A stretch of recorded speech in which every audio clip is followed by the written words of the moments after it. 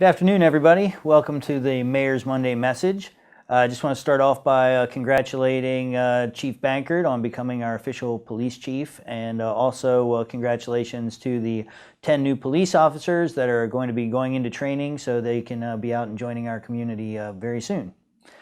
Today I wanted to talk mostly about economic and community development and what we're working on, and why some things reach the newspapers, other things don't reach the newspapers. First, I wanted to just point out, you see things like this $6 million awarded for York Robotics Complex. And thank you, Governor Wolf, that is supporting us in, actually, it's not a robotics complex, it's actually a whole new technology complex in the Northwest Triangle. But we get excited about that, and that makes the newspapers. And some people say, great job, we're moving forward. Other people say, where's the money in my neighborhood? And I understand that. I understand that concern. But I want to explain a little bit today about the process of how we apply for grants and how sometimes they come through, sometimes they don't, and what the timing of these things means. First of all, we've been very lucky so far with a few economic development grants that we've received in a very short period of time, and hopefully we'll have some more good news later this week. But that doesn't mean that that's all that we are working on. We are submitting grants. We've brought in, we have Francine Jackson, our grant writer, and we've also brought in the assistance of Samantha Dorm, and our whole team is working to figure out how we can increase what we have in York City. How can we increase the impact that this government can have? Because we only have so many tax dollars, and there's not a lot of wiggle room in that. So if we're going to make big changes in York, it really has to come through grant money and through investment. So just wanted to share some of the things here that we've been trying to help with and trying to get money for in the community. So we have a large grant, $700,000, that we put in with the help of the Salem Square Community Association, and that's for the West End. We're trying to help with their trade school out there. We're trying to help bring other positive activities for youth into that area.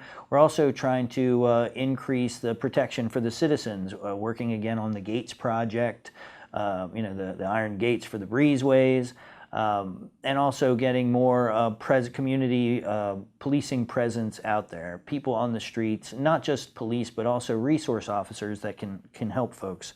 But that's a grant for $700,000 that we're working on. We have another one that's at the YMCA. We helped pass through a $250,000 grant for a new park behind the YMCA in an area that really doesn't have a lot of kind of child-friendly green space.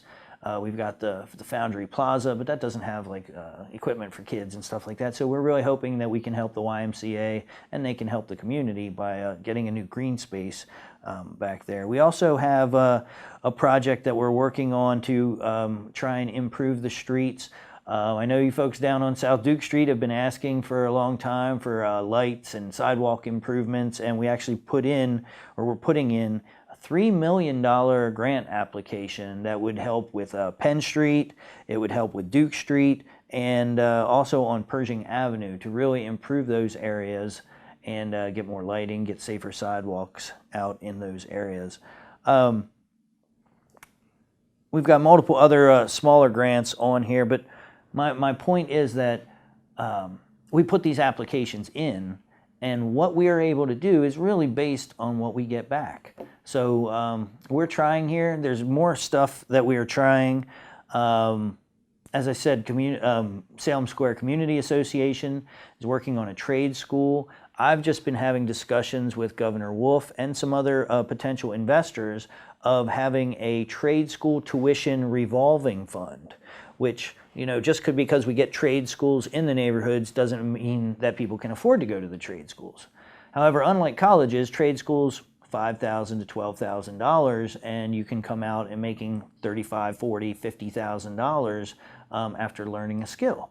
So we are hoping that, and we're looking at some other models where this has happened, where we can get a fund together to cover the cost of the trade school, and then either the person that has gone through the schooling or the employer that benefits from this skilled labor will pay back into the revolving fund, and we can keep paying to have people in our neighborhoods trained for really, really good paying jobs. So that is something that we're working on at the neighborhood level, and for those that need to improve their lives and the lives of their families. Other things that we are doing that don't get headlines. We are working on getting neighborhood coordinators around the community. I just believe we placed one for the Northeast Neighborhood Association. Thank you. You had a wonderful community day this past weekend. And I got to speak with Darlene Leonard a little bit more, who is now has taken Crystal Sexton McEachin's place over at what is now Crystal's place. And you know, they do a great job helping the community there, and they need more support. And I believe that we have a new person that's going to be coordinating activities in the churches, in the school, in Good School over there. I don't know if it's gotten a lot of press yet, but Dr. Holmes of the school district and myself and the city of York have just made a deal that come the fall at the latest, we will have the school district buildings, the schools, available for resource centers for the community.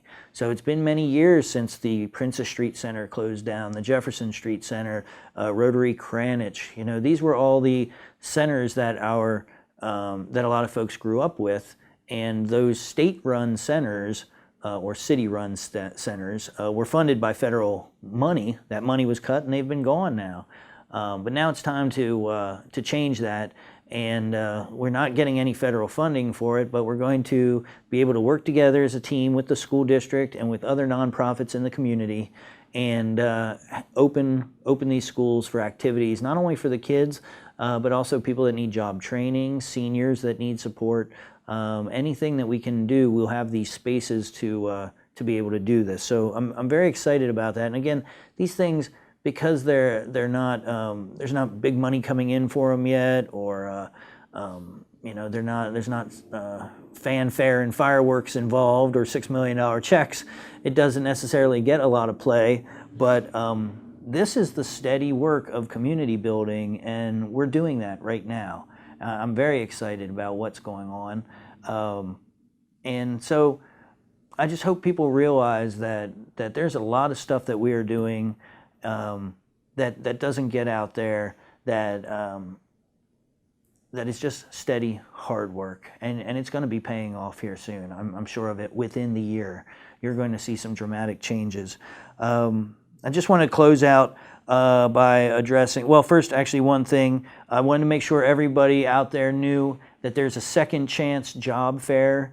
York City is a member of the York County Reentry Coalition, so we're trying to help people when they come out of jail to get jobs, to support their families, to become productive citizens, and it's in all of our best interests to help our friends, family, neighbors that have maybe made mistakes, and hopefully now they want to turn their lives around. On Thursday, up at CareerLink, up north of Route 30, there will be a job fair, a reentry job fair from 10 to 1. So that's Thursday at CareerLink, and it's focused on employers that will employ those that have criminal records. Also, I want to close with, on June 26th, we are going to have a Peace and Opportunity Summit here in York City.